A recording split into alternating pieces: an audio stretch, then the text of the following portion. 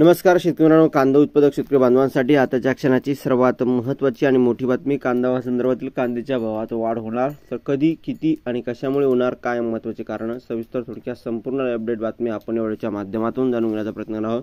तरी महाराष्ट्रातील तमाम कांदा उत्पादक शेतकरी बांधवांना एकच विनंती, व्हिडिओ शेवटून बघा. अतिशय महत्त्वाचा व्हिडिओ जर आवडला तर नक्कीच लाईक करा. सगळं तत्पूर्वी चॅनलला सबस्क्राईब करा.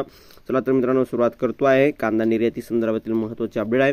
बघू शकता, विकास सिंग उपाध्यक्ष कांदा निर्यातदार नाशिक यांचं काय म्हणणं आहे, तर 2 दिवसापासून बांगलादेशकडून कांदा आयात चालू झाली आहे.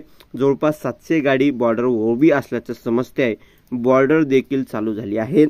लवकरच ही निर्णय सुरळीत होईल असा अंदाज आहे.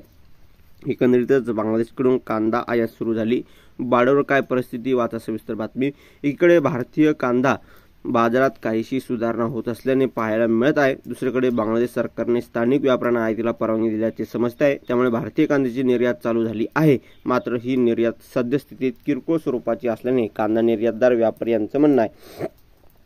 आणि एकंदरीतच या ठिकाणी बघितलं तर बाजारपेठेवर होणारा परिणाम, स्थानिक बंगाली व्यापाऱ्यांच्या मते केवळ आयात परमिटच्या बातमीनेच कांद्याचे दर प्रति किलो 10% कमी होऊ शकतात.